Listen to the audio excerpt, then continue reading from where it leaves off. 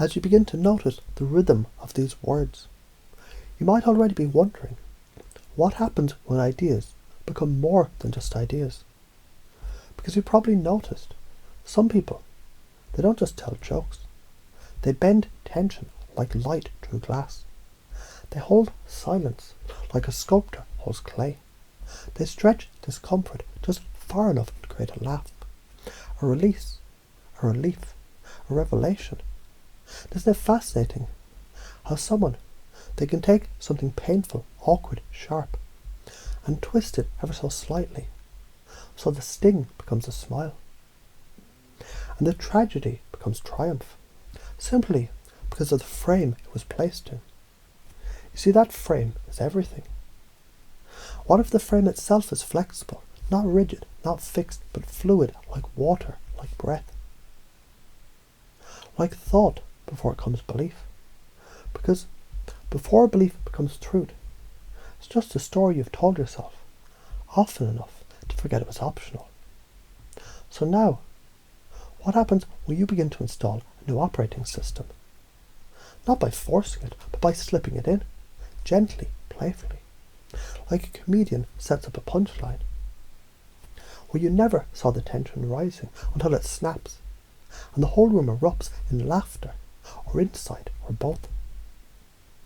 Imagine a juggler on a stage, spotlight on, crowd waiting, but the twist is, he's juggling flaming swords, while balancing on a unicycle in the middle of a thunderstorm. Now pause, what's the trick? It's not just balance, it's not just skill, it's presence. The juggler's mind is still because if he flinches from the tension, he falls. But when he breathes with the storm, the chaos becomes choreography. That's what the masters of tension know. The tension is not the enemy. Tension is the setup. And relief is the punchline. And your life is the show. Now here's the secret. What if every single belief you held was just one scene in a play that you forgot you were writing? And now the script changes. Not by tearing out the pages, but by turning the page and adding a twist, because you're not here to be safe. You're here to be so alive that people remember their own spark just from being near you.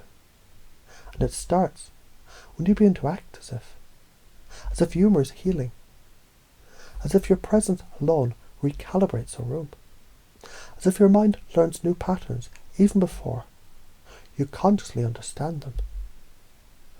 Isn't that already happening now? Because you can remember a moment when you surprised yourself, a clever comeback, a flash of wit, a laugh that seemed to come from nowhere. That was the real you. The you that thrives the unexpected. That you remember.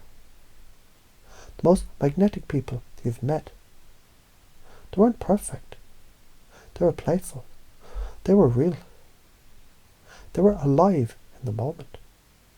Because they had nothing to prove and everything to share. There was a room once, completely silent.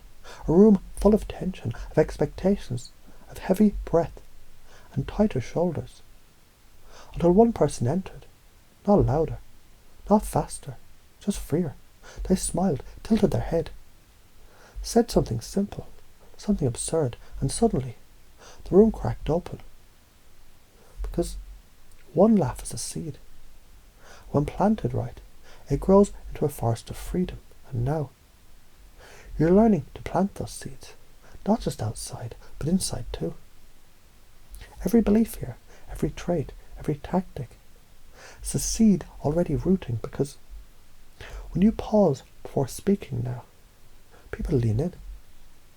When you feel discomfort rising, you smile, knowing it's energy just waiting to be flipped. When others flinch, you focus. You see the pattern underneath the chaos. Because you've learned that humour, timing, emotion, these aren't random. They're patterns, they're scripts. And now you write them.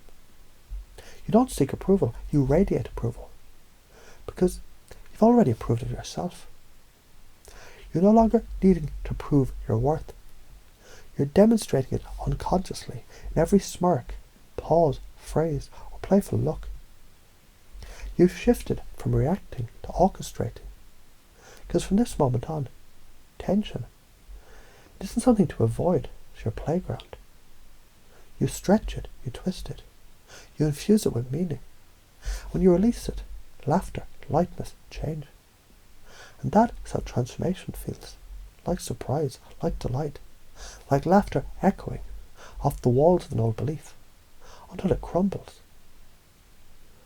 And you step forward, not just with new beliefs, with a new game to play. One where confidence isn't practiced, it's expressed. Where connection isn't sought, it's created.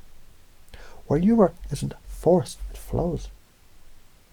And as you begin to notice these changes happening now, or maybe in a few minutes, or days, or whenever your unconscious decides it's time, you'll look back and you'll realise you didn't just learn this, you became it. And it felt good, didn't it?